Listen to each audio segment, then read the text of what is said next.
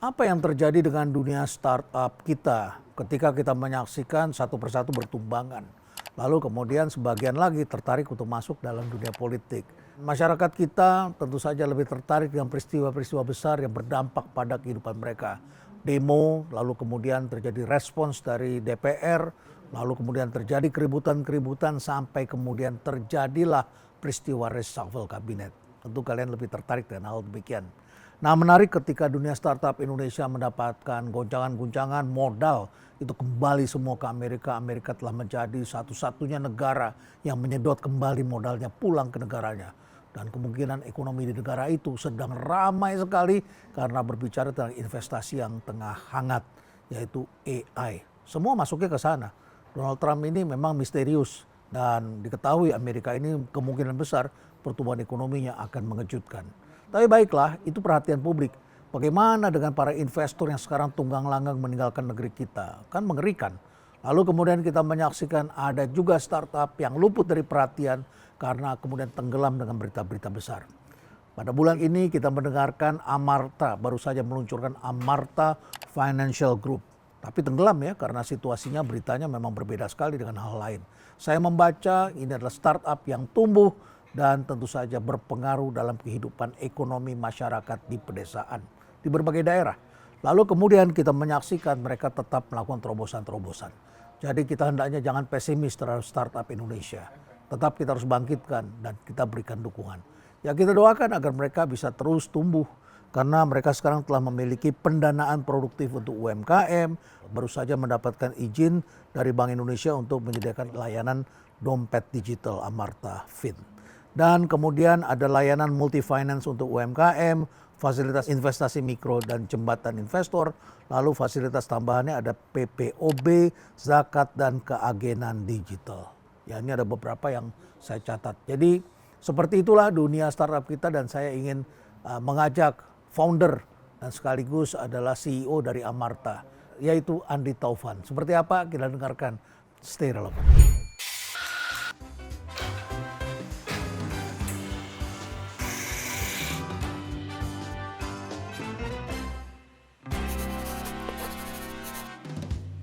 Saudara Andi Taufan, Prof, terima kasih sudah mampir di Cafe Breezy. makasih udah diundang ke sini. Ya, Seru sehat? banget suasananya. Terima kasih. Alhamdulillah, Ya. sehat. Ya seperti inilah keadaan kami di Jakarta Escape di rumah perubahan. Ya, banyak tamu yang datang dan nanti kita ngopi di sini ya. Ayo dong. Oke, baik. Apa kabar Amarta belakangan ini?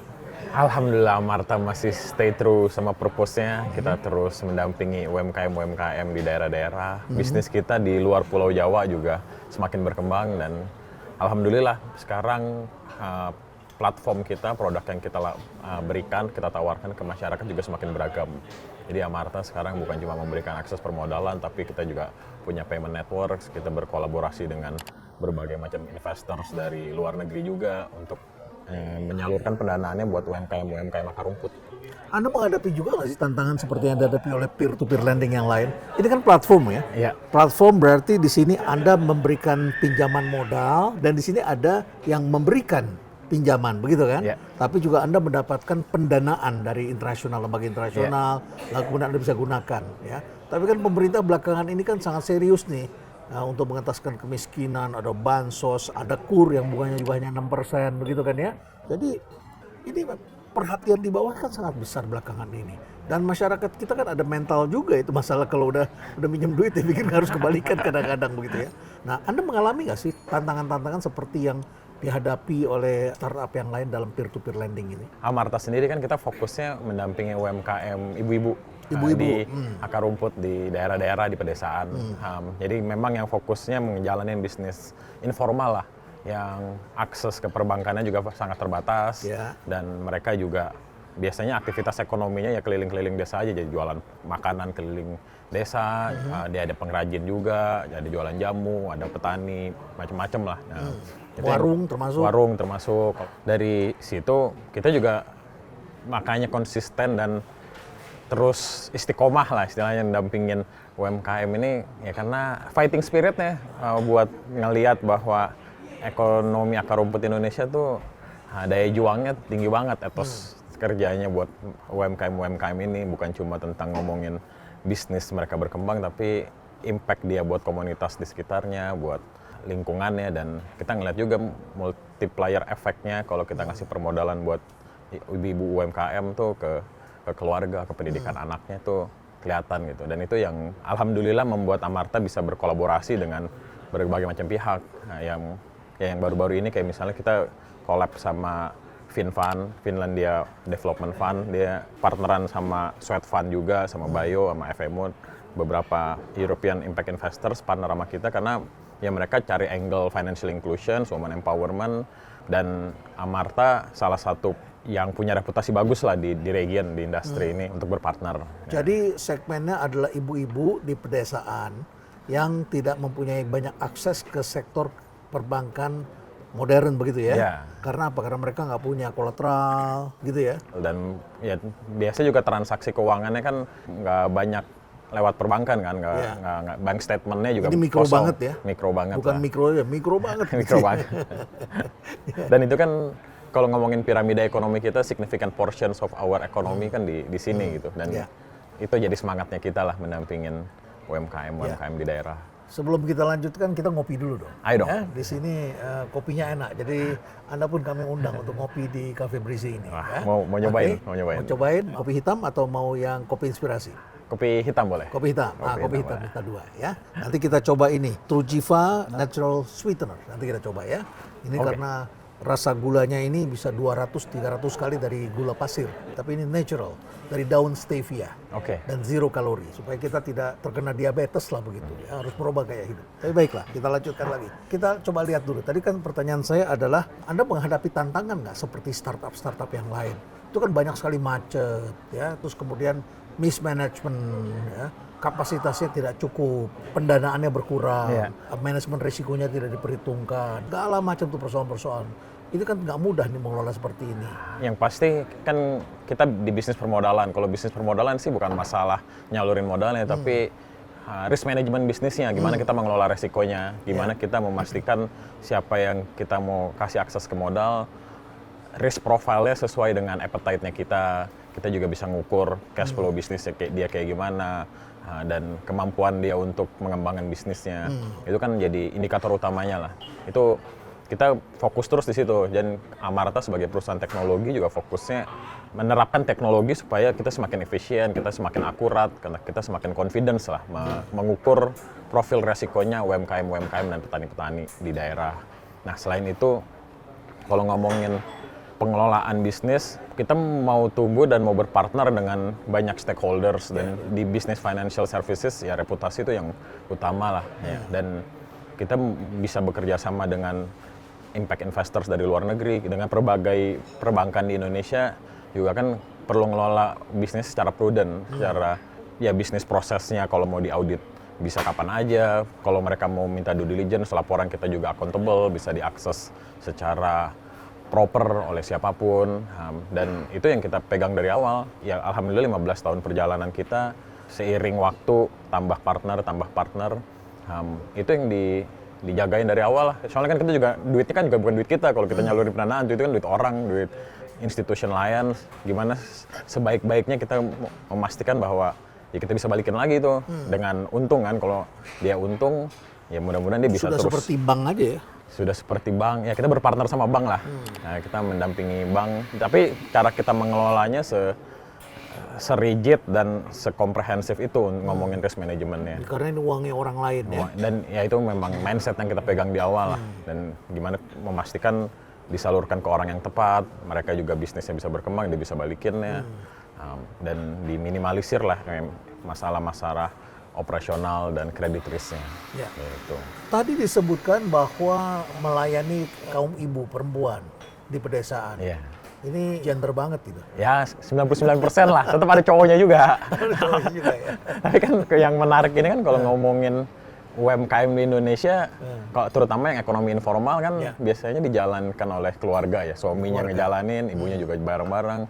Punya, kalau kayak segmennya Amarta, kalau di pesisir, suaminya jadi nelayan ke laut, pas ikannya udah balik, ibunya tuh yang ngeringin, itu jadi bareng-bareng memastikan bahwa ikannya bisa dijual ke pasar, nanti ibunya kejualin ke pasar.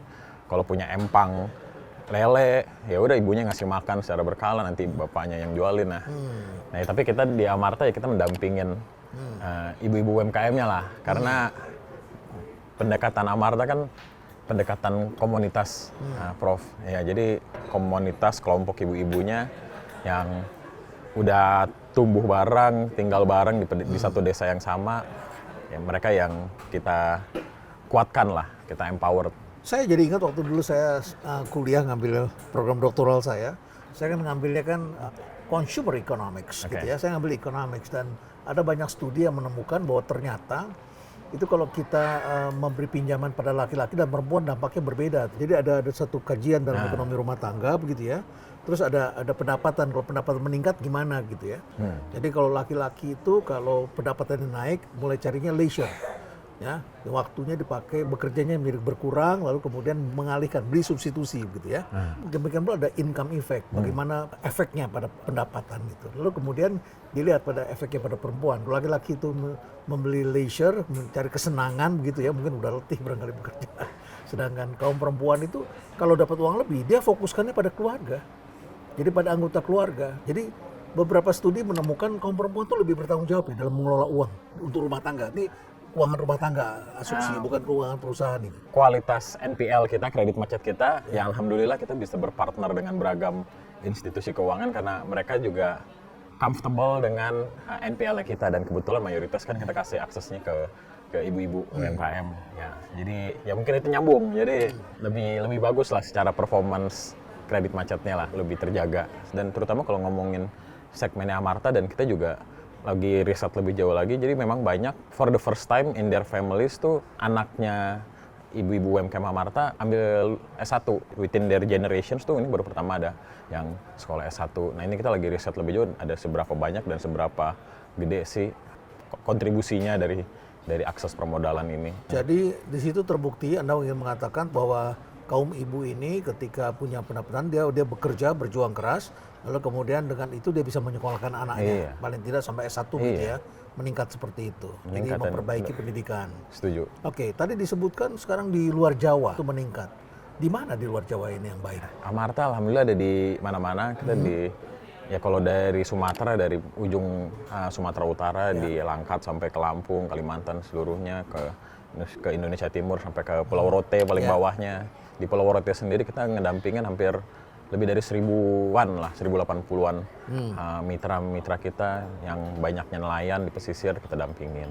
Misinya di Amarta lah mendorong ekonomi yang lebih inklusif, terutama yang di daerah-daerah. Jadi Anda ingin mengatakan Sumatera adalah yang terbesar? Oh, kita yang terbesar pertama sekarang di Sumatera. Sumatera, kemudian di Jawa, yang kedua, yang ketiga Sulawesi, kemudian Nusa Tenggara, Bali. Berapa besar bedanya antara Sumatera dengan Jawa itu? Ya sekarang kalau secara volume bisnis kan kita sebulan tuh kita bisa memberikan permodalan sampai 200 ribuan UMKM dan lebih dari 120 ribu, 130 ribu itu di luar Jawa. Cerita dong mengenai salah satu nasabah yang seperti apa begitu yang dikembangkan. Ini kan berbasiskan komunitas ya? Berbasiskan komunitas. Jadi mereka harus membentuk kelompok. Betul. Misalnya di Sumatera itu, apa yang sangat menonjol di Sumatera yang Anda ingat? Kita ngikutin ekonomi di daerah itu yang berkembang seperti apa di macam-macam daerah. Hampir semua jenis ekonomi akar rumput di Indonesia mungkin bisa kita petain lah dengan Amarta. Iya, iya. Ada percakapan tentang asuransi. Kalau di bank itu kan ada asuransi itu. Kalau di pinjaman ini ada asuransi nggak ya? Jadi kita bekerja sama dengan perusahaan asuransi, terutama yang kita jagain tuh kredit life lah. Kalau misalnya meninggal dunia, pokoknya asuransi jiwanya jadi. Asuransi jiwanya, jadi pokok pinjamannya lunas lah. Kemudian macam-macam lagi. Jadi kalau misalnya kita bekerja sama-sama perbankan, ada kolaborasi tripartinya untuk memastikan bahwa perbankan juga aman lah secara ada opsi buat proteksi prinsipalnya juga. Kita cobain dulu kopinya, mudah-mudahan ini cocok. Dan Anda mau yang manis, kasih pemanis sedikit? Boleh dong, kita cobain. Di beberapa kedai kopi itu ada, kalau pakai stevia itu per tetes bisa dikenakan sampai Rp3.000. Padahal kalau kita lihat ini bisa 300 tetes, harganya cuma Rp50.000 begitu ya. Biasanya satu saset gede gula, mendingan tetes-tetes aja. Tetes coba kita coba ya, ini seperti ini ya tetesnya. Ya, cuma per tetes saja. Ya, oke.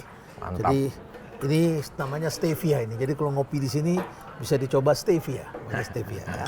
Jadi mari kita mulai hindari gula pasir, ya, gula-gula yang bisa menciptakan kalori yang tinggi begitu ya. Nah, mari kita coba dari Trujiva ini. Ya. Ayo. Nah, gimana rasanya?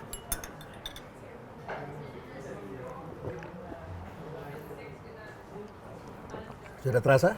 Iya kerasa langsung. Terasa ya? Nah, Langsung ya? masa? Ini kalau kita bicara tentang peer-to-peer lending ini kan sekarang dapat challenge. Kan masyarakat kita ini kan gimana ya? Ada masyarakat yang memang dengan kelompok itu memang bisa dipercaya, luar biasa begitu. Tapi kan kita juga tahu ada juga kelompok masyarakat yang memang kalau udah terima uang dia pikir itu uang dia nggak perlu kembalikan begitu ya. Banyak sekali kan perusahaan peer-to-peer lending yang akhirnya tidak berhasil karena tidak bisa membaca perilaku masyarakat ini.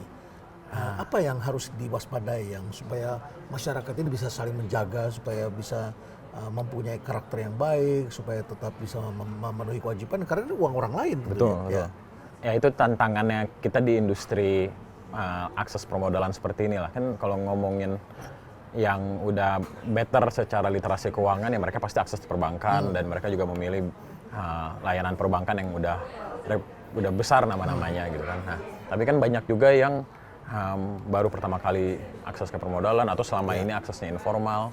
Nah, itu yang coba diintervensi sama kita di Amarta kalau selama ini dapat modal rate-nya mahal sekali. Nah, padahal bisa dibikin lebih terjangkau, lebih terukur.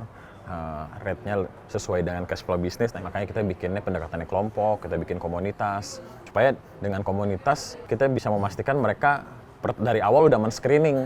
Udah men-screening memilih siapa yang bisa mereka saling support. Kan kalau ngomongin ekonomi usaha mikro ini bisnisnya kan nggak selalu on fire gitu, nggak selalu bagus gitu kan, bisnisnya ups and downs. Kita juga bikin riset bisa sampai lebih dari 10% usaha mikro tuh tutup setiap tahunnya gitu. Nah itu yang pintar-pintar buat seleksi, kita pintar-pintar milih UMKM yang punya resilience, yang namanya bisnis kalau misalnya yang hari ini nggak bisa jalan yang A, ya coba lagi yang B, coba lagi yang C. Jadi nggak apa-apa mereka berganti-ganti bisnis, nggak apa-apa. Yang penting mereka bisa terus. Yang penting mereka bisa terus. Nah, ya. Dan selama komunitasnya, kelompoknya juga saling mendukung, itu yang membantu kita juga lebih confidence buat nge-support bisnis-bisnis yang kecil-kecil ini.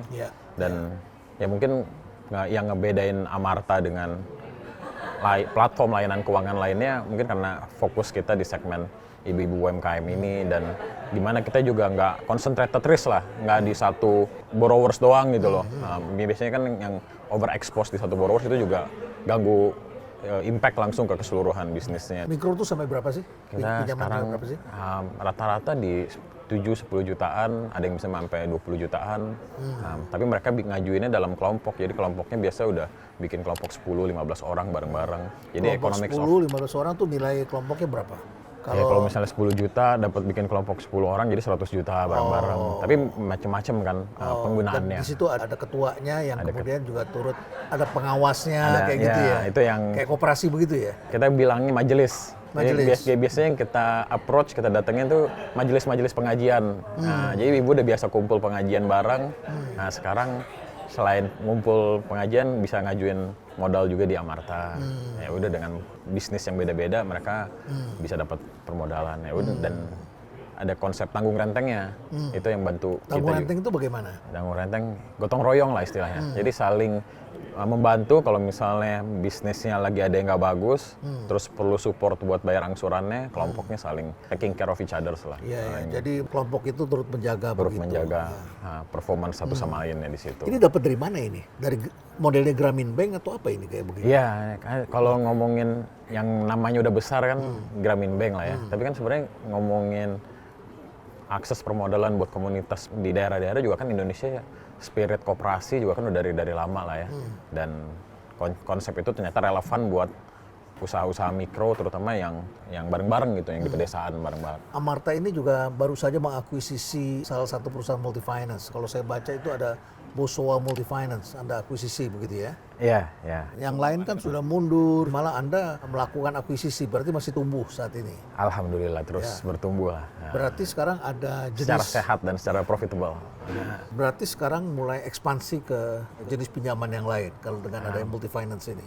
Ya kita menyesuaikan dengan beragam kebutuhan UMKM di daerah. Ya. Kita bikin produknya ngikutin macam-macam partner yang mau berpartner sama Amarta, yaitu salah satunya dengan memiliki license multi-finance.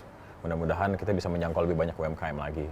Nah, selain itu juga, kita juga baru beres membangun produk baru, kita bangun payment networks. Jadi Payment networks. jadi di daerah-daerah ini kan kebanyakan masih bertransaksi tunai. Ya. Nah, jadi kita bangun jaringan, kita bilangnya Amarta Link Agents. Nah, jadi agent networks di daerah-daerah buat masyarakat bisa store tunai, tarik tunai, kirim uang melalui dengan kios-kios yang ada di dekat rumahnya mereka untuk memudahkan semua aktivitas keuangannya mereka. Sekarang berapa sih semuanya nasabahnya totalnya Sekarang yang aktif?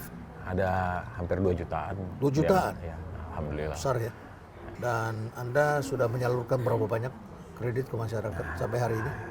Ada 30 triliunan 30 lebih lah ya triliun, udah kita. ya. Ya. Dan kemarin itu saya baca ada sekitar 1,5 triliun masuk dari Women's World Banking Women's Wealth Banking, Impact Investors dari New York.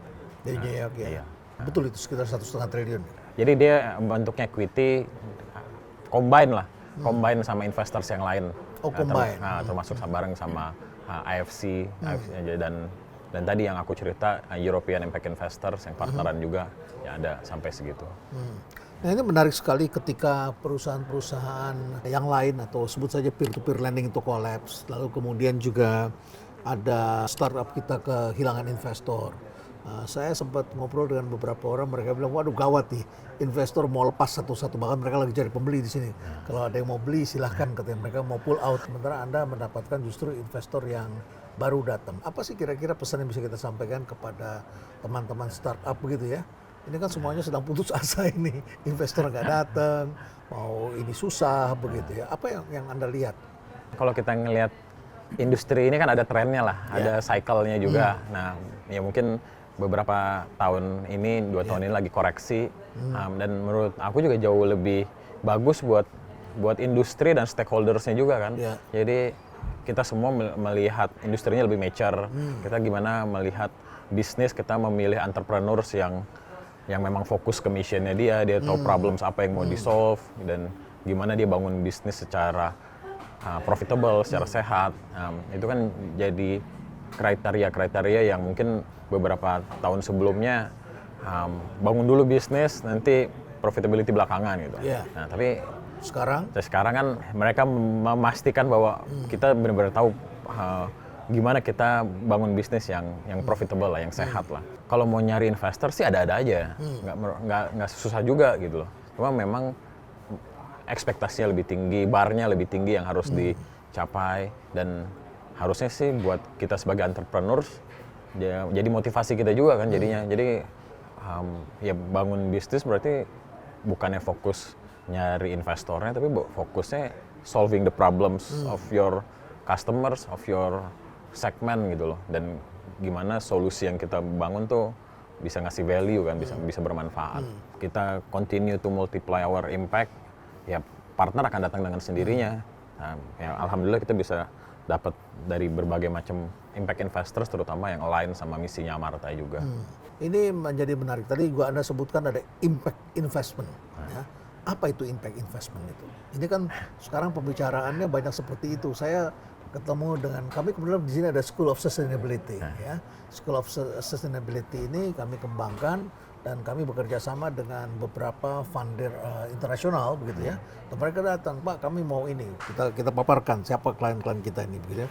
Ada yang bekerja misalnya untuk lahan gambut begitu ya, untuk lahan gambut, dan kemudian mereka pertanian di lahan gambut itu bagaimana. Ini datang nih investornya yang masuk dalam kategori impact investment begitu.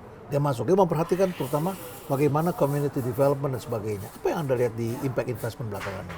Ini kan lumayan sekarang berkembang nih impact investment. Semakin banyak investor-investor juga concern, bukan cuma ngomongin profit making, tapi social impact-nya seperti apa. Nah kebetulan kalau ngomongin Amarta yang align dengan impact angle-nya mereka tuh financial inclusion, gimana kita memberikan akses permodalan untuk yang underserved, yang grassroots segments.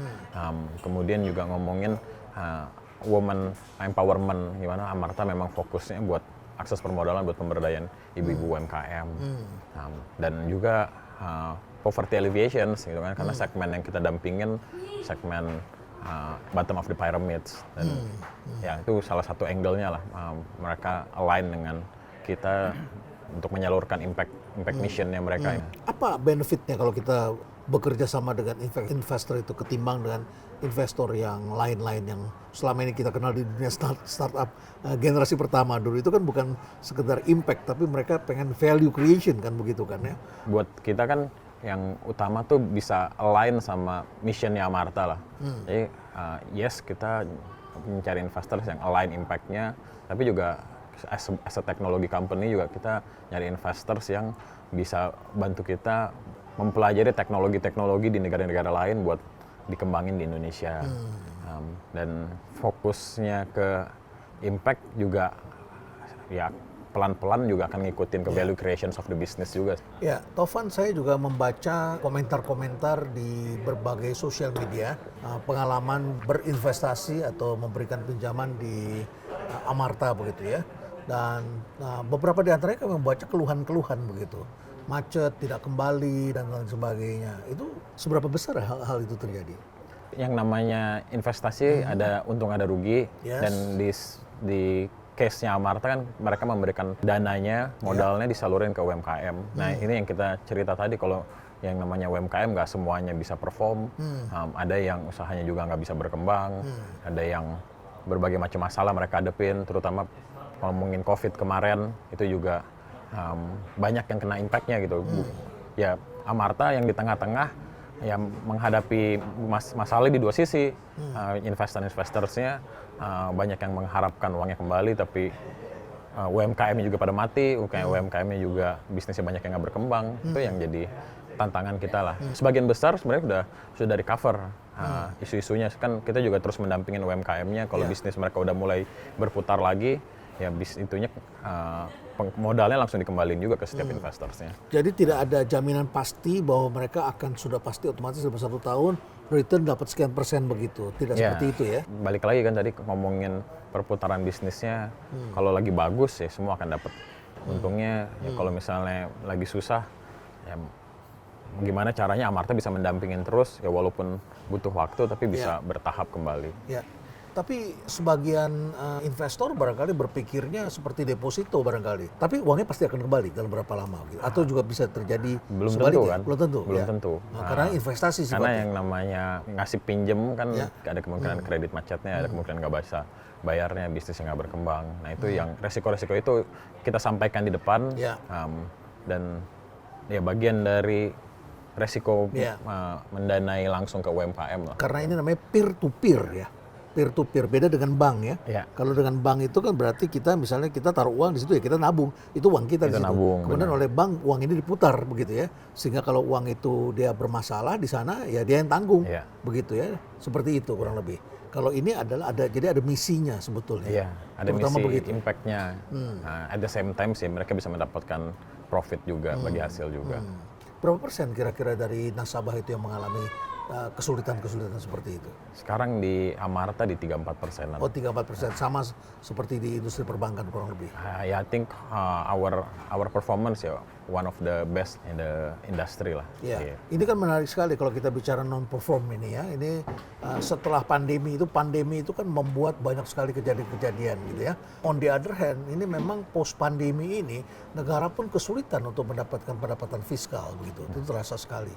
Nah, itu juga Anda merasakan bahwa dibandingkan dengan masa-masa sebelumnya ada kejadian-kejadian di mana masyarakat juga memang juga merasakan UMKM itu juga terdampak. Yang menarik ini kan kalau kita ngomongin usaha mikro, usaha ekonomi informal ini resiliennya ya. Ya, resilience ya. Resilience-nya. Mau masa lagi sesulit apapun, gimana caranya kita tetap usaha, kita cari opportunity bisnis untuk bisa terus berkembang, berjalan. Nah itu yang jadi semangatnya Amarta juga. Dia cukup adaptif ya dengan berbagai macam ya kondisi ekonomi lagi kayak gimana ya mereka beradaptasi, mereka menyesuaikan gimana mereka bisa tetap moving forward gitu kan, tetap maju terus. Gitu. Investor-investor yang retail tadi, yang banyak mengeluh ini, ada keluhan-keluhan di sosial media ini kan kita juga perlu beri pengertian begitu. Kalau menurut Anda, apa sih pesan yang bisa kita sampaikan kepada para investor begitu? Ya kalau kita ngelihat mendanai ke UMKM itu kan kita selalu menyampaikannya pendanaan yang ada resikonya. Resikonya apa? Resikonya bisnisnya yang nggak berjalan, bisnisnya nggak berkembang. Dan itu yang kita sampaikan berulang kali di fact sheet-nya di Amarta pada saat mau mendanain, mereka bisa melihat sendiri resiko-resikonya seperti apa. Termasuk resiko untuk beragam sektornya. Jadi kalau dia mendanain ke pedagang, dia mendanain ke petani, dinain ke peternak ayam, ada resiko apa aja. Nah itu resiko itu menurut kami juga perlu kita sampaikan secara berulang gitu loh. Ada hal yang menarik di tengah-tengah situasi seperti ini. Tadi saya sampaikan ada sejumlah peer-to-peer lending yang tidak survive begitu ya. Dan itu kan banyak sekali ya. Karena masyarakat kita kalau memberi pinjaman kalau nggak punya sistem yang kuat begitu ya, itu kan uangnya bisa hilang begitu. Tidak bisa memonitor, tidak ada orang di lapangan, kurang orang, kurang keahlian dan lain sebagainya. Dan lama ini kita menyaksikan Investri bermasalah. Lalu kemudian juga Tani Hub gitu ya. Apa yang membedakan, apa yang harus dilakukan supaya kita bisa terhindar dari hal seperti itu? Yang namanya jalanin bisnis pasti ada masalahnya lah. Yeah. Dan gimana kita menghadapi itu masalah itu terus dengan amanah lah. Dan itu yang selalu kita pegang lah di Amarta, karena kita kan tadi kita bisa sampai sekarang karena kita memastikan bahwa amanah pendanaan yang kita kelola itu bisa kita jaga sebaik mungkin. Dan kita juga melihat bahwa apa yang kami jalankan di Amarta ini juga jadi role model financing UMKM in the regions gitu loh. Macam-macam microfinance, fintech di luar juga melihat gimana cara Amarta running the business, dan itu yang kita jagain. Tapi sekelas Investri itu kan manajemennya kalibernya kan juga sebenarnya bagus harusnya, ya kan? Ya, cara kita menghadapi masalah, kita mau melihatnya buat secara long term mau kayak gimana kan. Kita masih mau terus jalanin bisnis, kita mau terus being responsible untuk apa yang kita jalanin. Jadi tanggung jawab lah ya, jadi dipegang terus. Komitmennya. Ya, itu yang Anda rasakan begitu ya. How strong is Amarta? The fundamental of your balance sheet? I think we are one of the best performers if we talk about financial services in the region, specifically fintech dan UMKM. Kita udah profitable for the last 4 years dan continue to increase our profit margin year on year juga makin tebal. Ratio-rasionya ya, ada sesuatu yang perlu Anda khawatirkan? Ya kan pasti kita jagain portfolio quality kita, NPL kita lebih bagus dibanding industry standards, return on asset kita juga one of the best. Nanti aku bisa share lebih banyak lagi tentang financial performance kita. Tapi yang menarik kan gimana kita continue to run the business untuk terus multiplier our impact lah buat beragam UMKM di daerah-daerah. Tapi kalau kita lihat kan masyarakat kita selalu berubah dari masa ke masa ya, terutama karena munculnya tawaran-tawaran baru. Apalagi belakangan ini kan banyak sekali masyarakat yang dapat kemudahan. Pinjem tuh gampang sekali, menggunakan pinjaman online. Lalu kemudian mereka dikejar-kejar akhirnya karena merasa orangnya nggak muncul, ini nggak ada di depan gua begitu ya. Gampang tuh duit itu masuk. Dan mereka kemudian berpikir pasti dia nggak tahu gua ada di mana gitu kan ya. Jadi orang merasa mudah mendapatkannya, dan itu kan bisa menjadi substitusi bagi sebagian orang karena kemudahan. Dan tentu saja ini kan bisa memicu mental yang kurang baik begitu, karena dengan ada kemudahan-kemudahan yang bisa membuat orang kemudian menjadi tidak bertanggung jawab. Tapi pihak juga ini merusak tatanan kan begitu kan. Itu apa juga yang Anda lihat begitu? Jadi tantangan kita di industri juga, cara kita meng-KYC setiap know your customers, setiap customers kita, setiap potential borrowers kita. Ya dari awal kita pastiin memang berkualitas lah. Yang niatnya dari awal udah aneh-aneh ya di-reject aja dari awal. Nah itu seiring bisnis yang terus berkembang, tadi ngomongin karakter yang makin macam-macam gitu, eranya sekarang udah era digital gitu kan. Nah, gimana kita juga terus invest di teknologi untuk bangun risk profiling capabilities kita, dan juga termasuk gimana kita memanfaatkan AI kan untuk bisa lebih paham ini good borrowers, ini bad borrowers, dan Amarta invest our capacity, our resource tuh di sana lah untuk benar-benar memahami beragam risk profile. Ya KYC pertama udah pasti, habis KYC aja kan itu juga nggak cukup gitu. Habis itu usahanya yang kayak gimana nih yang kita mau danain. Seperti apa sih KYC itu dilakukan, tekniknya seperti apa biasanya? Buat Amarta bisa lebih spesifik dan bisa lebih fokus ke segmen ini, gimana kita meleverage peers review. Jadi community review-nya kita kuatin. Mereka gimana kita pastiin bahwa yang masuk kelompok udah diseleksi satu sama lainnya. Jadi mereka memang saling menjaga. Udah saling memilih orang-orang yang mereka bisa saling percaya, support kalau ada masalah. Nah, itu yang kita terus kuatin lah di Amartanya, community review-nya. Apakah kalau komunitas berbasiskan keagamaan itu lebih bisa kita percaya dibandingkan dengan komunitas katakanlah berbasiskan pasar atau pekerjaan atau adat begitu? Kalau di kita kebetulan kan karena kita segmennya pedesaan, pedesaan lebih komunal, lebih tinggal yang berdekatan. Jadi kita komunitas berdasarkan neighborhood, berdasarkan tetanggaan. Nah, jadi mereka udah bukan berdasarkan tadi pengajian bukan itu. Bukan dari sisi agama atau yang lain-lainnya. Jadi lebih ke tetanggaan, mereka udah tinggal bareng di tempat yang bersamaan, saling mengenal satu sama lain. Udah saling mengkoreksi biasanya ya. Jadi orang yang memang sulit atau ngeselin biasanya udah nggak diajak sama tetangga aja gitu. Tapi kan yang udah juga suka ngutang, yang suka bikin masalah ya udah dari awal udah diseleksi gitu loh. Tapi kan juga ada orang yang ketahuannya belakangan setelah dapat duit tiba-tiba dia kabur dia pergi. That's part of the risk lah yang kita ambil. Banyak sekali itu kan kelompok arisan begitu ya. Itu fraud hal kayak gitu kan, itu fraud yang memang perlu kita improve terus, perlu kita pahamin gimana kita intervensi lebih awal gitu. Tapi that's resiko yang kita jalanin lah running this business gitu. Ada yang mengatakan narasinya kan selalu dibangun adalah pemberdayaan gitu ya. Tetapi ternyata mereka menuntut return yang tinggi juga begitu pada akhirnya untuk kelompok ini. Bagaimana Anda melihatnya? Kalau ngomongin return yang terukur. Kalau kita juga ngasih rate ke bawah juga kan yang ngebedain kita sama rentenir atau bank keliling gitu kan, itu yang ngasih rate-nya very expensive lah. Dan kalau kita di Amarta ya kita pastiin memang kita bagi hasilnya rate-nya sesuai dengan market rate, dan itu juga udah cukup buat kita making profit. Dan dari situ juga kita kedepannya juga kita maunya juga diturun-turunin terus lah rate buat UMKM ini. Semakin kecil rate-nya kan juga semakin kompetitif kita di pasar, semakin bagus kita men-screening borrowers yang lebih berkualitas. Dan that's instead of kita nyari pasang rate mahal tapi dapatnya borrowersnya yang kualitasnya agak kurang, yang mendingan kita cari yang bagus-bagus aja gitu loh. Dengan rate yang lebih kompetitif. Jadi lebih selektif. Jadi kan ujung-ujungnya sebenarnya kalau kita bisa ngasih value buat customers-nya, kita akan bisa retain dia buat long term kan. Ya, baik. Terakhir, apa sih yang melatar belakangi Anda mendirikan Amarta? Walaupun barangkali pernah diceritakan segala macam, kan setiap orang ini membuat sesuatu kan berdasarkan sesuatu pengalaman hidupnya atau masa kecilnya atau apa yang dilihat sebelumnya. Kalau saya ngomong dengan sahabatnya Taufan, Timi, kenapa lu bikin Kita Bisa? Jawabannya adalah saya di Bukit Tinggi biasa melihat itu kotak masjid berjalan semua gotong royong dan sebagainya. Jadi dia melihat, saya mau bikin kotak masjid digital gitu ya. Karena dia melihat sehari-hari di kampungnya masa kecilnya begitu. Apa yang membuat Taufan sampai mendirikan Amarta ini? 15 tahun yang lalu, aku masih 23 tahun waktu itu, baru kerja 2 tahun, habis kerja 2 tahun baru mengeksplor untuk masuk ke industri inilah.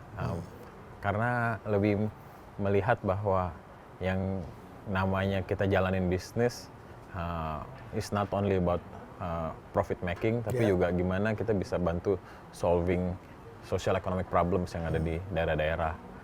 Ya ngomongin kesenjangan, ngomongin kemiskinan, dan aku belajar tentang microfinancing ini dari internet, dari Jadi lebih karena analisis, membaca, bukan karena pengalaman pribadi, ada sesuatu yang menyentuh di bawah atau seperti apa? Ya waktu itu juga mulainya start very humble, mulai dari 20 ibu-ibu UMKM di Ciseeng Bogor. Waktu itu 2010 masih even tiket size-nya nggak kayak sekarang, tiket size dulu 500.000 itu cukup buat beli mesin jahit, 500.000 cukup buat dia menuhin warungnya ya, dengan jualan ikan, sayuran segala macam. Ya mulai dari situ. Terus, semacam microfinance benar-benar. Microfinance, gitu ya? Dan belum pernah kepikiran bikin teknologi company juga waktu itu. karena belum eranya lah. Masih SMS dulu. Jadi masih keliling-keliling, masih tunai juga, nyalurin uangnya tunai, bayar angsurannya masih tunai.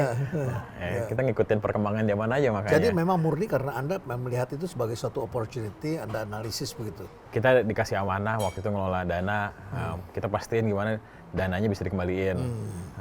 In the first 5 years sih, one of my proudest achievements tuh kita jagain NPL 0%. Karena aku tahu semua peminjam-peminjamnya siapa aja di mana aja. Karena Anda kenal masyarakat bener-bener. turun sendiri langsung. Turun sendiri langsung. Karena nasabahnya belum seperti sekarang 2,7 juta ke 3 juta.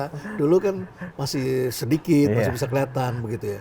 Dan itu menyenangkan ketika Anda melakukan itu. Ya sampai sekarang juga sangat menyenangkan lah. I think itu jadi semangatnya untuk continue to run the missions, the company.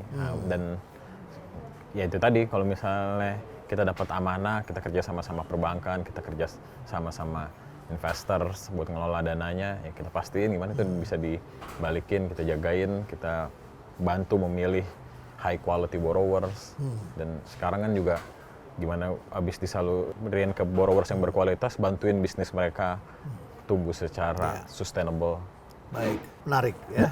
Jadi di tengah-tengah situasi banyak sekali startup yang kolaps, ya tentu kita berharap startup seperti Amarta ini bisa terus bertahan, bisa terus tumbuh, berkembang dan lain sebagainya, gitu ya.